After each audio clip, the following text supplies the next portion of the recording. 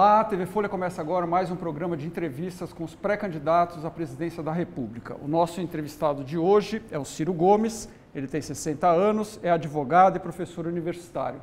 O Ciro Gomes foi governador do Ceará, prefeito de Fortaleza e ministro nos governos de Itamar Franco e Lula. Ele é candidato à presidência da República pelo PDT. Vou entrevistá-lo com o Fábio Zanini, que é editor de Poder, o caderno de política da Folha de São Paulo. Tudo bem, Ciro? Tudo bem, Casiano. Prazer muito grande estar aqui. A primeira pergunta que eu quero fazer é a respeito dessa atual desunião da esquerda, né?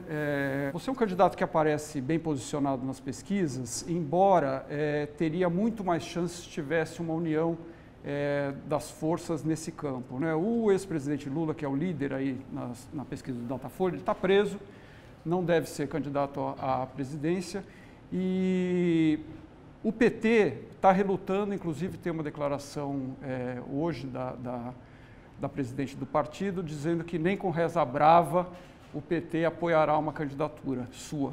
Como é que você vê essa desunião, já que você tem um candidato bem à direita, né, líder nas pesquisas hoje, e a esquerda fragmentada aí na outra ponta?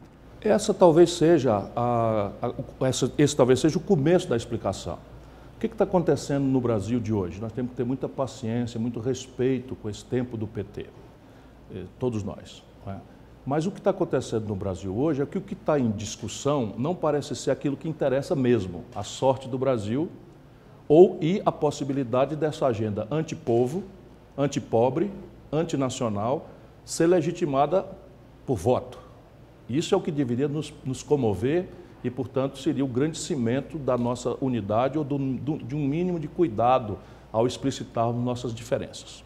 Entretanto, como está dado meio que de barato na cabeça de muitos da nossa turma, de que essa gente da direita, do Temer, do PSDB, vai perder as eleições, desloca-se a preocupação do Brasil para quem vai comandar, quem vai ter a hegemonia do processo. E esse é o grande e velho vício da esquerda antiga do Brasil e do mundo.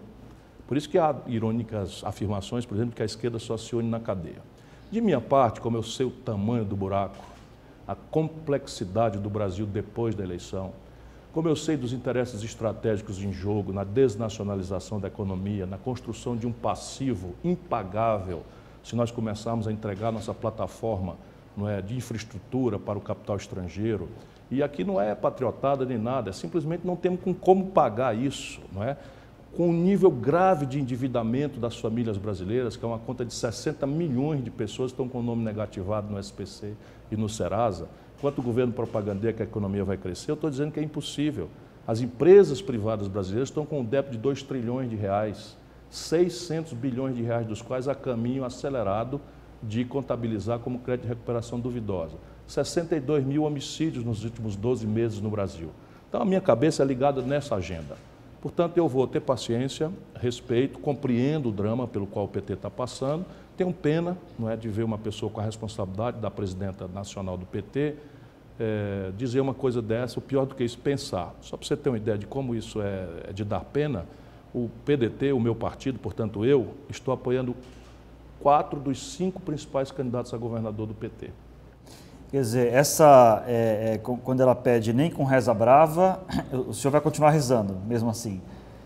O senhor vai continuar buscando o PT? A minha crença comovida é de que a população brasileira não é um eleitorado de cabresto, nem meu, nem de ninguém. Então a minha questão é, com todo o respeito ao tempo do PT, ao trauma do PT, às dificuldades do PT, eu vou tocar o bonde. Vou tentar propor, já com muita explicitude, quais são os caminhos para superar o desemprego. Vou me agarrar com essa agenda de reindustrialização do país.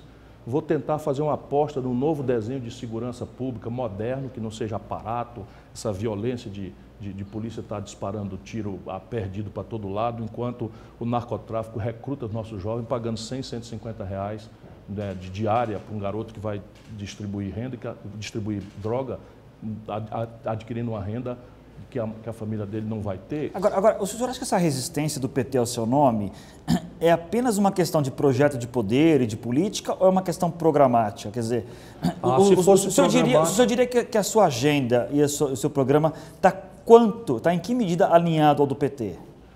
Repare bem, nós estamos falando do difuso amor aos pobres e do amor difuso e impraticado ao Brasil e às nossas questões nacionais, afinidade absoluta. Porém, o fato é que o Brasil está se desindustrializando desde sempre, dos anos 80 para cá. E é simples, é um número, não estou falando mal de ninguém. Em 1980, 1/3 da produção brasileira era extraída da indústria. E a indústria brasileira era a soma da China, da Coreia do Sul, da Malásia, de Singapura e do Vietnã, e ainda sobrava um tanto. Hoje, a China é sozinha 6,5 vezes o Brasil. Ou seja, nós estamos nos desindustrializando como nenhum país do mundo. E por isso nós temos 13 milhões e 700 mil pessoas desempregadas. 37 milhões e 400 mil brasileiros empurrados para a informalidade, sem nenhuma proteção da carteira assinada, sem nenhuma proteção do futuro de previdência social, e nós discutindo uma agenda de reforma que simplesmente mais da metade da população está fora da economia formal. Não existe essa reforma, percebe? Então, isto é o que me comove, e faz muito tempo que a burocracia do PT deixou de pensar sobre essas questões. Agora, Ciro, você falou, aí citou o termo patriotada, etc. Agora, muitas pessoas, os seus críticos, veem como uma plataforma intervencionista a sua plataforma de governo. Por exemplo, o Nelson Marconi, que é um dos coordenadores aí econômicos da sua campanha, chegou a afirmar, e você também falou isso, que o dólar deveria estar mais alto, R$ 3,80, R$ 4,00. Isso numa campanha eleitoral, quer dizer, isso pode levar o mercado a já dar esse overshoot no dólar, por exemplo. E a questão de o Estado induzir uma parte do crescimento é uma coisa que foi tentada, por exemplo, também no governo Dilma, ou não? Não. Não. Ou se foi de uma forma desastrada que, evidentemente, já estava revelado que não funcionaria. Vamos ter alguma clareza. Veja bem, nenhum país do mundo, olha como é audacioso esse argumento, nenhum país do mundo se desenvolveu sem uma forte indução de um forte Estado nacional em parceria com uma forte iniciativa privada. Nenhum. Aí você pode ver, a institucionalidade chinesa descobriu isso e aí introduziu a empresa privada dentro do dirigismo, do estatismo comunista e tal, dos fatores de produção. A América do Norte, desde sempre, por encomenda militar, ou a pretexto de defesa, ou a pretexto de corrida aeroespacial, faz a pujança do domínio tecnológico e faz essa extensão rapidamente para a indústria civil. Nasceu daí a internet, nasceu o celular, só para dar dois exemplos muito práticos que o mundo inteiro está consumindo a partir de uma compra governamental que os americanos financiaram com pesados dinheiros do Estado. E assim a Europa. Não é? O Brasil também, quando saiu do nada de uma economia rural de subsistência ou dos seus excedentes da monocultura da cana-de-açúcar lá para cima e do café aqui para baixo, o Brasil virou a 15ª economia industrial do mundo, não foi pelo laissez-faire, pelo espontaneísmo individual do mercado. Parêntese, eu sei que a iniciativa privada é uma ferramenta indispensável para explicar o progresso humano, mas ela sozinha não é capaz de fazer desenvolvimento. Por isso que o que eu advogo, aí taxa de câmbio. O que eu estou dizendo, e às vezes haverá muita incompreensão, muita intriga, você conhece o ambiente da política como é, né? O Nelson Marconi é um professor da Fundação Getúlio Vargas, brilhante, e ele está, evidentemente, não precisa que eu o diga, ele é autorizado por si mesmo a dar a opinião que quiser e bem entender, sem violar nada das suas convicções. Entretanto, o meu programa será escrito, justo para não permitir fofoca, futrica nem intriga. No meu caso, o que vai estar claro lá não é uma taxa de câmbio.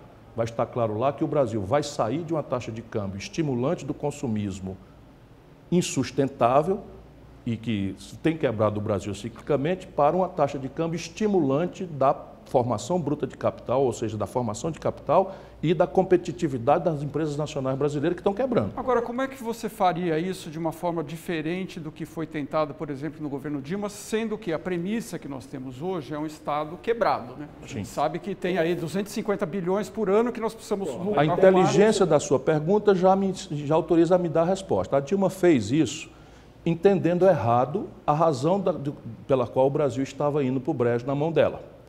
Porque em 2008, quando aconteceu a crise internacional, o reflexo dela, que o Lula chamou de marolinha, o reflexo dela para o Brasil foi uma especulativa e brutal retração de crédito. Então, como é que o Lula reage a isso? Mete contraciclicamente o Banco do Brasil, a Caixa Econômica, o BNDES, e faz renúncia fiscal. Então, isto esconjura e atenua dramaticamente o primeiro momento da crise internacional no Brasil. Só que com a Dilma já não é mais essa questão. O que acontece com a Dilma? O preço do minério de ferro cai de $190 a tonelada para 38, o preço do barril de petróleo cai de 110 dólares quando ela toma posse para 30, e o Brasil desfinanciou seu balanço de pagamentos. Aí ela sai fazendo renúncia fiscal na base de bilhões de reais, quando o problema brasileiro agora era de matriz externa. E aí deu do que deu, quebrou o país, né? Desvalorizou a moeda e chama para resolver essa equação absolutamente ruinosa um quinto nível do rentismo, do baronato plutocrata rentista brasileiro, que é o nosso amigo Levi. Experiência anterior quebrou o estado do Rio de Janeiro. Essa é a questão. O que eu estou propondo é outra coisa. Eu estou propondo entrar estruturalmente numa dinâmica de formação, de elevação do nível de formação de capital nacional, por um desenho previdenciário moderno, por um desenho tributário moderno que diminua os impostos sobre a população mais pobre e sobre a pequena classe média e aumente os impostos sobre os ricos, o oposto do que a Dilma fez. Percebe? Fazer uma aposta estratégica em infraestrutura. Você tem, por exemplo, está pronto o primeiro exemplo. Em 10 anos, gastando 300 bilhões de reais, o Brasil faz 100% das obras de transporte de massa urbano, metrôs, de todos os projetos que existem em todas as capitais do Brasil. Isto não é um objetivo praticável no Brasil? Se não é, vamos fazer o quê? Em 15? Vamos fazer, enfim, 20? Mas o Brasil, o fato é que começa o metrô, começa o metrô, começa o metrô, e milhões de brasileiros desempregados. Só para dar um exemplo prático. Ministro, o senhor mexeria nos pilares da política econômica consagrados há 20 anos, o famoso tripé, meta de inflação, câmbio flutuante, superávit primário? Sem dúvida. O senhor dinamitaria esse tripé? O que o senhor faria? Sim. Por quê? Porque isto foi introduzido numa madrugada, às pressas, num Banco Central paralelo e particular, feito pelo Fernando Henrique e o Armínio Fraga. Poucos brasileiros sabem, como eu sei, detalhes disso. Conte-nos. Não, o detalhes é que o Fernando Henrique, numa certa madrugada, véspera da desvalorização do real, que o desmoralizou e nunca mais o PSDB ganhou nenhuma eleição nacional, isso a gente precisa ter clareza, nunca mais o PSDB ganhou nenhuma eleição nacional. Percebe? E a razão é esta aqui. Então ele diz para o Chico Lopes que vai manter a banda diagonal endógena, que diabo é isso, deve estar perguntando o espectador. Esse neologismo, né? Só para fazer a caricatura, o Chico Lopes, enganado pelo Fernando Henrique, passa essa informação privilegiada, vende de forma corrupta para o Marc e Fonte Sindan, e o Marc e Fonte Sindan, Banco do Brasil e Caixa Econômica são os únicos bancos que erram na taxa de câmbio. Enquanto a rede privada inteira, esse foi o maior escândalo da vida brasileira. Até hoje o Ministério Público não fez nada, nem a Justiça, nem a imprensa, ninguém denunciou. O país perdeu 16 bilhões de dólares numa noite, porque estranhamente todo o sistema financeiro privado acertou na mosca que o câmbio ia se desvalorizar. E aí repare, o Armínio faz isso na emergência, mas faz dizendo, ó, a gente vai introduzir uma novidade teórica que chama Core Inflation, quer dizer que na verdade Inflation Target, falando em inglês aqui. Aí nós traduzimos para meta de inflação. Só que lá fora, na literatura, isso funciona como um conceito de core inflation, ou seja, você pega o núcleo, coração da inflação, que são os preços livres. E o Brasil tem uma economia hiperindexada, que aliás é outra coisa que eu vou fazer, uma brutal e generalizada desindexação da economia brasileira, não é? Para acabar com essa história de passar a inflação. Mas o câmbio flutuante atual, o câmbio deve ser flutuante. Teria que haver intervenções. Por quê? Porque o câmbio é um preço relativo, só que o mundo inteiro suja, essa é uma expressão que o mercado... E o Brasil tem sujado na direção oposta. Então, o câmbio é livre, o câmbio é flutuante. Porém, a atenção ao interesse estratégico nacional, nós atuaremos para que a Caixa de Câmbio seja estimulante da competitividade sistêmica do Brasil. Se não, veja bem, a gente alimenta a ilusão de sair de São Paulo para Miami é mais barato do que sair de São Paulo para Fortaleza. Todo mundo sabe que Fortaleza é melhor do que Miami, não é? E é porque é mais barato. E aí, muito bom, todo mundo vai para Miami e o país de 6 em 6 anos quebra. De 10 em 10 anos quebra. Por quê? Porque nós não geramos os dólares suficientes para pagar essa conta. E isso é um desequilíbrio estratégico que nós temos que pôr em debate para fazer a população brasileira. O povão já sabe, fazer a elite brasileira aprender que só o que gera riqueza é trabalho, parcimônia, emprego, poupança, né? Confiança no futuro, trabalho, isso é o que nós temos que fazer. Segundo, você vai ter superávit primário? Tem que ter. E aí eu peço para ser julgado pelo chamado mercado, essa entidade fantasmagórica que se atribui poder de vida e de morte sobre a democracia, eu peço para ser julgado pela minha prática. Repare, você acabou de fazer um resumo da minha biografia. Eu fui governador do 8º Estado brasileiro, prefeito da 5ª maior cidade brasileira, ministro da Fazenda, comandei a economia do Brasil. Vai ver qual a minha história de déficit. Nem um dia de déficit. Sabe quantos políticos brasileiros podem dizer isso na televisão? Eu. E mais nenhum. Nem um dia. Ministro da Fazenda do Brasil. Vá no Google e veja qual foi o maior superávit primário da história do Brasil. Ciro Gomes, ministro da Fazenda, 5,17% do PIB. Ciro, deixa eu te fazer uma pergunta. No Ceará, só completando, eu fui ao mercado e entesourei, comprei com 20 anos de antecedência 100% da dívida imobiliária do Ceará. Sabe o que é? É o seguinte, a dívida ia vencer dali 20 anos. Mas como eu tinha uma saúde fiscal muito grande, não fazia sentido, só porque não era eu que ia pagar, que o meu Estado ficasse vulnerável à dívida. Fui ao mercado, comprei a dívida e guardei no Tesouro para tempos ruins.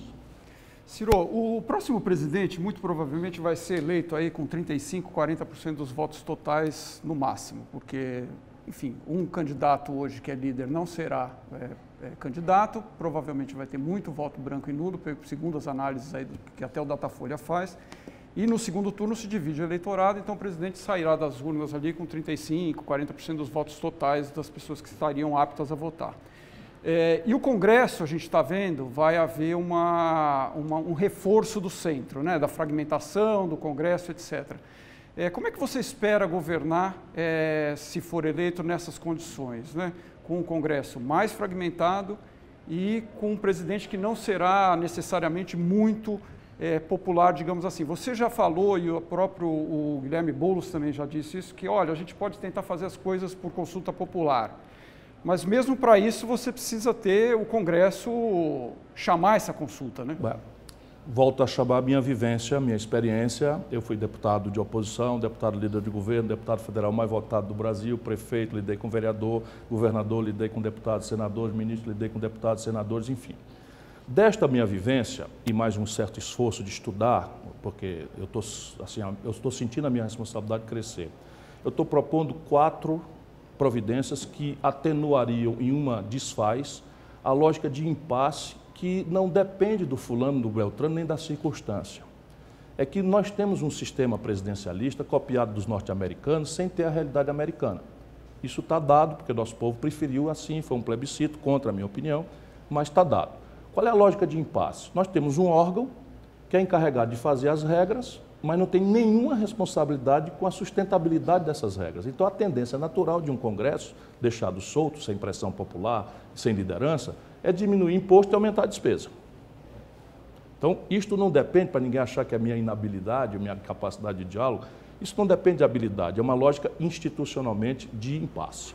Como é que a história brasileira tem feito atenuar essa lógica de impasse? Primeiro, os candidatos que propuseram antes da eleição, para além da sua exuberante personalidade, que é o viés caudilhesco, populista, que é latino-americana, a gente censura, mas que está entre nós de forma muito pesada. Olha as coisas que estão acontecendo no Brasil.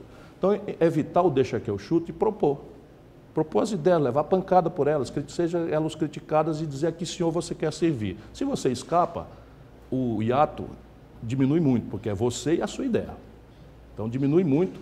Segundo, desde o general Dutra, que foi eleito em 45, até hoje, todos os presidentes se elegeram com minoria no Congresso. Portanto, isso é da inerência histórica brasileira. Todos, sem exceção de nenhum. E todos tiveram poderes quase imperiais nos 6 primeiros meses a um ano. O exemplo mais caricato e chocante é o Collor, né, que se elegeu com nada, fez o sequestro da poupança do povo, o Congresso disse amém, o Judiciário disse amém, e até hoje está aí a aberração feita, aí pronto, consumada. Portanto, o tempo da reforma são os 6 primeiros meses. Terceiro, toda a tragédia tem um lado bom. Hoje, o Pacto Federativo, ou seja, a condição dos estados brasileiros, da federação e da maior parte esmagadora dos municípios, é de falência. E isso o povo sente na falência da saúde, na falência da segurança, na falência da educação, na falência da infraestrutura, não é? Sem se falar na tragédia da corrupção que desencanta o nosso povo.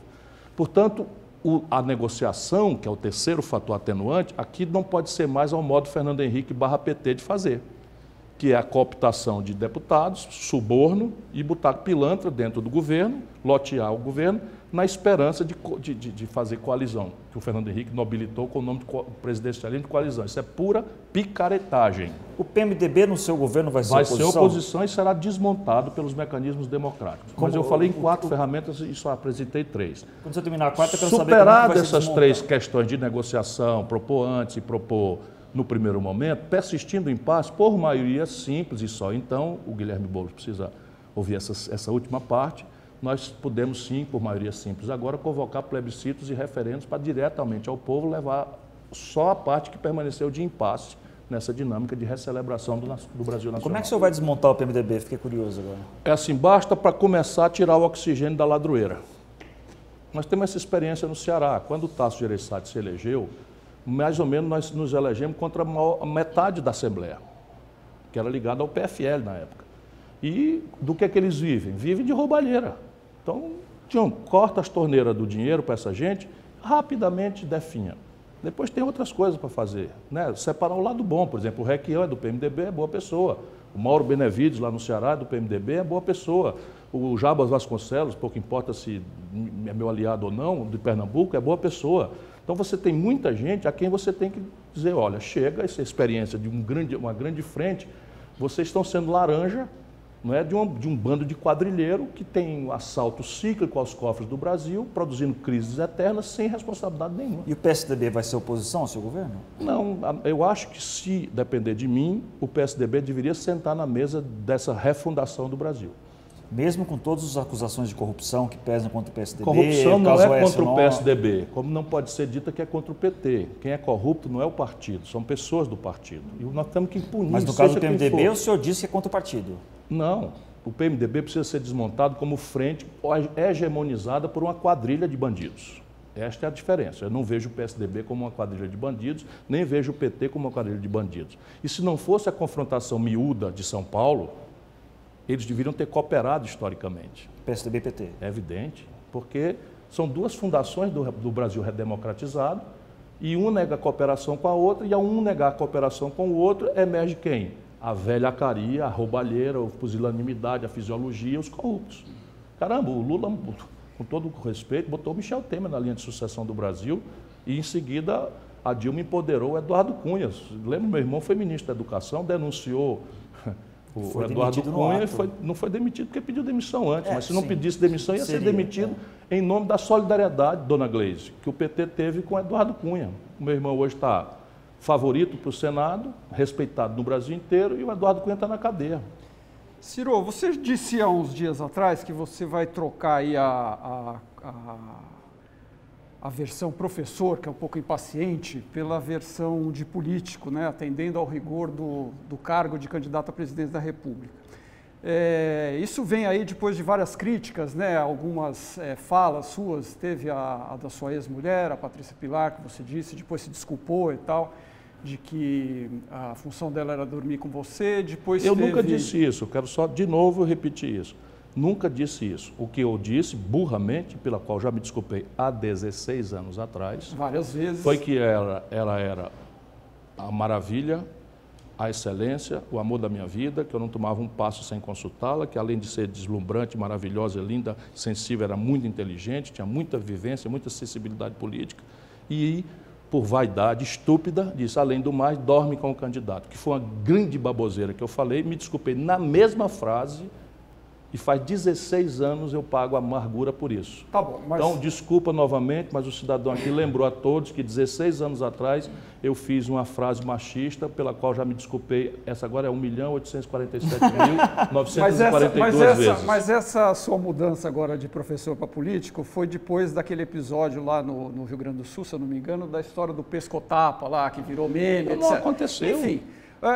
Mas tem uma declaração, Ciro, que eu queria que você explicasse, aproveitar para explicar, que é o seguinte: você estava dando uma entrevista um ano atrás, mais ou menos, em março do ano passado, para o Luiz Nassif, que é um jornalista, onde estava falando sobre a questão da investigação do Ministério Público, da Polícia Federal. E aí, num determinado momento, você diz o seguinte: hoje, esse Moro, se referindo ao Sérgio Moro, resolveu prender um blogueiro. Ele que mande me prender, eu recebo a turma dele na bala, se eu não tiver cometido nada de errado. Quer dizer, a pergunta que eu faço é o seguinte, o juiz Sérgio Moro é um juiz federal que está à frente de uma investigação, mandou prender o ex-presidente Lula, etc. E a Lava Jato hoje é uma operação que tem o apoio da população. O juiz Sérgio Moro não mandou prender o presidente Lula. O juiz Sérgio Moro sentenciou o presidente Lula. Condenou na primeira instância e depois houve a condenação em segunda. Então agora eu vou voltar à condição de professor. Eu sou professor de Direito. Outrora fui professor de Direito muitos anos. E o que eu disse aí é um truísmo entre nós, profissionais do direito. Em legítima defesa, sua ou de terceiros, você pode repelir injusta agressão atual ou iminente contra si ou terceiro, já falei, usando moderadamente dos meios necessários. Está escrito assim, mais ou menos, está na minha cabeça o artigo. É só isso. A bala então, moderadamente? Na bala. Depende. Se atirar para cima. Mas isso é uma figura de linguagem, está muito flagrante. Mas que é uma figura de linguagem. Sabe quantas vezes forte, na vida né? eu usei uma arma? Nunca. Mas deixa eu explicar. Aí é muito simples, aí sai todo mundo nessa. E eu continuei nessa entrevista, mas vocês também não acharam o caminho. Eu vi a entrevista inteira. Então veja, então você vai achar ali, que eu digo, na sequência de sair é o seguinte, o juiz Sérgio Moro, no auge da xerife da pátria, manda prender um blogueiro e levá-lo preso para que ele revelasse uma fonte. Eu queria saber, digo eu, na sequência dessa frase, se o William Bonner vazasse um assunto, como vazou milhares da Lava Jato, se ele ia prender mandar prender o William Bonner, o que é que esse Brasil iria dizer? O que é que esta Folha ou este UOL diriam em editorial de primeira página? Mas era um modesto blogueiro. Mas a Folha também criticou o Moro na época. Ok, e eu só fiz a mesma coisa que a Folha fez. Outro dia eu lembrei, a Folha tem 70 processos, porque exercita em favor da democracia brasileira o direito de crítica. Mas acho que o ponto do ponto é o seguinte, sabe o que é a linguagem? O seu temperamento. Não, isso não é temperamento. Veja bem, se fosse temperamento, eu teria que dizer assim, me desculpe, eu falei de cabeça quente, eu não falei nada de cabeça quente. O senhor não se arrepende, então, de ter dito absolutamente não, rapaz. Agora, é o seguinte, eu sou um cidadão privado, pago os meus impostos. Não, sou candidato a presidente da República. Agora. Na época já era. Não era candidato a nada. Pelo contrário, eu tinha abandonado a vida pública. Ei, a última vez que eu disputei a eleição foi em 2006. E fui deputado mais votado do Brasil. Eu não saí escorraçado pelo povo. Saí porque não aguentava mais testemunhar a contradição dos meus amigos. Olha no que deu. Então, assim, eu me autorizo como intelectual, acadêmico, como professor, liberdade de cátedra, eu falo o que eu quiser e respondo por isso. O que eu estou querendo dizer é o seguinte, que em legítima defesa do meu direito, se eu não fiz nada errado, eu tenho direito a repelir essa agressão atual ou iminente, usando moderadamente os meios necessários. O excesso culposo pode e deve ser apurado. Simples assim, é só o que eu acabei de dizer. Mas o senhor concorda que numa campanha presidencial o senhor vai ter que mudar seu linguajar? Não, rapaz, numa campanha presidencial a gente fala para o ouvinte que está nos ouvindo. Então, qual é o ouvinte que está nos ouvindo numa campanha presidencial? O conjunto da nação. Ali eu estou falando para intelectuais, no meio acadêmico, no meio, vamos dizer, de blogueiros ou no meio de sei o que e tal, essa mensagem pertence a eles. Se você tirar qualquer peruano do contexto, fica estranho. Imagina você e sua mulher, se for o caso, só para fazer uma figura, lá vou eu correr o risco aqui de uma metáfora para as pessoas entenderem, se você é gravado na cama, os dois. E de repente tira isso do contexto e bota no ambiente de uma igreja evangélica, neopentecostal. Olha o que é que vai dar. Só exagerando o argumento, claro. Ciro, além da declaração da Gleisi Hoffmann de hoje, que ela falou que nem com reza brava o PT apoiaria, o PT está sugerindo o seguinte, que os candidatos da centro-esquerda prometam, se eleitos, fazer um indulto ao presidente Lula. O Guilherme Boulos, do PSOL, já disse que fará, para que ele possa vir, talvez se candidatar em 2022. Você encamparia essa promessa, não? Veja, eu estou dizendo que nós precisamos ter muita paciência e muito respeito por esse tempo do PT. Porque a pretexto dessa tensão, que não é pequena, muita bobagem está sendo dita de cabeça quente, sem reflexão. Velho profissional do direito, o presidente Lula está a meio caminho de recursos. Se a burocracia do PT cria uma campanha pelo indulto, o que é que ela está dizendo? É que o Lula vai ser condenado em última instância. Isso nega a estratégia dos advogados do Lula, que querem que o STJ corrija uma injustiça, e eu acho que há caminhos para o STJ corrigir. A sentença contra o Lula é injusta. é injusta, na minha opinião. A prova é frágil. Há um conjunto indiciário constrangedor? Há. Mas assim, é a primeira vez que eu vejo um procedimento desta natureza estabelecer uma pena de 12 anos por um conjunto indiciário de apropriação indébita, enfim, sem o elemento de dolo afirmado. Isto posto, o Lula tem ainda o recurso ao STJ e o recurso ao Supremo Tribunal Federal. Mas e o indulto? Não, eu não vou cair nessa burrice. Entendi. Isso é pura burrice que nega a estratégia do Lula. Eu gostaria muito de ver o Lula livre, mas o caminho para ver o Lula livre é apostar nos recursos judiciais.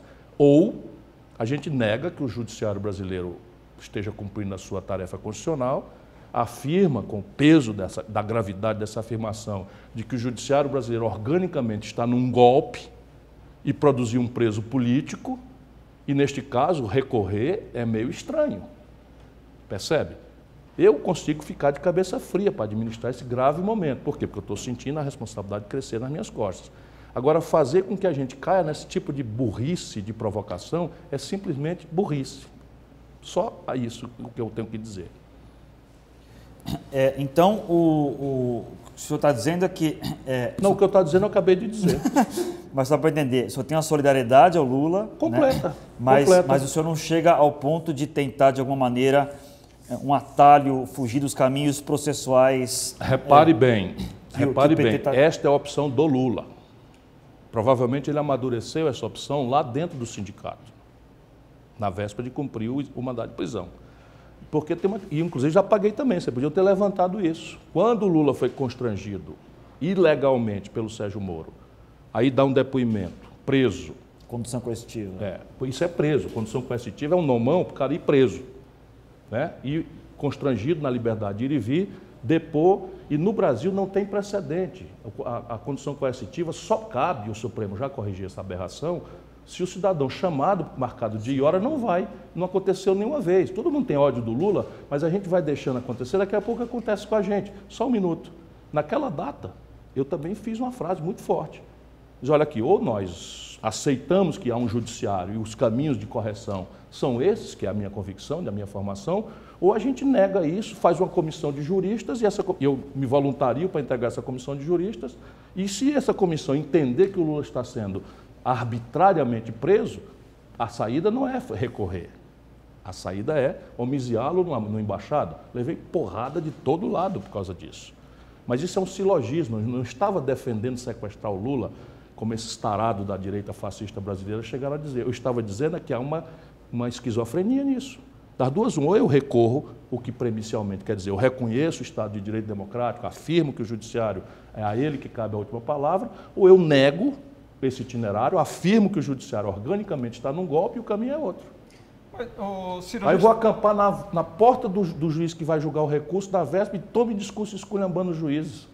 Sabe, eu, como velho advogado, eu orientaria o meu cliente. E a esculhambação da Globo, o que o senhor acha? Do quê? A esculhambação em cima da Globo, que o PT fala que é culpa da Rede Globo. O jornalismo da Globo é deplorável mesmo. Assim, o jornalismo da Globo é deplorável mesmo. O senhor acha que o Jornal Nacional tem parte da culpa nessa prisão do Lula? Não, culpa não. Conceito responsabilidade. Meio não, acho que não. Digitais acho que não. Do Bonner. E a questão, a responsabilidade adicional é dos poderes. Acho que o judiciário brasileiro, como dizia já o velho Rui, é o poder que mais tem faltado à República. Tem até melhorado bastante recentemente, mas é muito estranho para uma parte grande da opinião pública brasileira, entre a qual eu me incluo, porque que tantas e tão exuberantes evidências de corrupção de cardeais do PSDB não dá em nada. Ciro, a gente está chegando ao final aqui, eu queria fazer uma última pergunta relacionada a isso. Não há também um pouco... A pergunta que eu faço é, você não está sendo um pouco seletivo nisso? Quando fala, tem cardeais do PSDB, o PMDB é um partido de políticos corruptos, etc. Agora, a condenação do Lula é injusta. Sendo que tem duas condenações, primeira e segunda instância, tem delações do ex-ministro Palocci agora, sim, envolvendo... A prisão do Palocci, na minha opinião, não é injusta, ele é réu confesso. Também já disse isso, a questão é que eu estou respondendo ao que vocês estão me perguntando. Não, a minha pergunta é se não há uma seleção do que julgar errado e, no caso do PT, dar uma aliviada, já que você também está precisando do apoio deles. Eu seguro as pontas para tentar ser honesto com o povo brasileiro. Às vezes sou mal compreendido, no curto prazo sou muito mal compreendido, mas o acumulado é que eu sou uma pessoa respeitada pelos meus desafetos, inclusive. Por exemplo, na crise do mensalão, muito petista valentão hoje afrouxou geral. Pergunta para o Lula quem é que estava lá, 7 da manhã, todo dia ajudando. Então a questão básica é essa. Eu não acho, francamente, que o PT seja inocente nesse quadro todo. Nunca achei, nunca achei. Só acho que nesse momento o PT é vítima de uma ação desequilibrada. Porque, repare, quem era contra a corrupção, mesmo, não pode estar feliz. E a diferença é essa. Se você está feliz hoje é porque você não era contra a corrupção, você era contra o PT, o que não é meu caso. Eu sou contra a corrupção, seja de quem for. Essa é a questão simples. Por que eu não aceito mais ser ministro do Lula no segundo governo? Por que eu não aceito mais ser ministro da Dilma? Nem no primeiro, nem no segundo. Sem ter virado de lado, sem ter deixado de ajudar. Não aceito porque eu comecei a ver as coisas. Mas no caso do Lula, você acha que ele é inocente? Esta sentença do triplex, 88 páginas, eu li com olho de técnico, de professor de direito. É frágil a sentença. A sentença desperdiça 35 páginas com autorreferência do Moro a si mesmo. Autorreferência a si mesmo é um pleonasmo, que é um exagero de páginas a isso. É frágil e viola uma tradição brasileira. Pode até ser que a gente esteja avançando numa direção de um direito mais moderno. Mas no direito tradicional brasileiro, positivo, não existe esse negócio de condenação por conjunto indiciário. Não existe, pelo contrário. Entre nós, na nossa tradição, a presunção de inocência se afirma no brocado latino in dubio pro réu. Não é? Então, se você não tem um elemento de prova, porque aí, repare, o triplex, o Lula diz que não é dele. No cartório, o triplex está no nome da OAS. A OAS era dona do conjunto do prédio. Suponha que o Lula estivesse examinando a possibilidade de comprar e a Folha, ao escandalizar, botou na cabeça do Lula um arrependimento. Não quero mais comprar. Isto gruda no mesmo conjunto indiciário. Compreende o que eu estou dizendo? Gruda no mesmo conjunto. Quer ver? Mande seus técnicos examinarem aqui. O mesmo conjunto indiciário pode ser. Não, o Lula comprou, estava escamoteando, era patrimônio escondido dele, o outro lá serviu de laranja para ele, portanto é ocultação de patrimônio, tal crime. Mas e a hipótese de que o Lula estava pensando em comprar? Explica que ele foi lá, explica que tinha papel sobre isso lá no apartamento dele, explica e tal, e que ao se escandalizar ele deu para trás e não comprou mais. E aí nós temos um constrangimento, um inocente na cadeia. Eu estou dizendo que ele é inocente? Não, quem diz não sou eu, é a justiça. Por isso que eu espero que os tribunais superiores reparem isso. Daqui até lá, você obrigar candidato a dizer que vai indultar o Lula é pura estupidez. Pura estupidez de que não está entendendo nada do que está acontecendo no mundo real. Muito bem, Ciro. Quero agradecer mais uma vez a sua presença aqui, desejar uma boa campanha, agradecer ao Zanini e obrigado. Até uma próxima.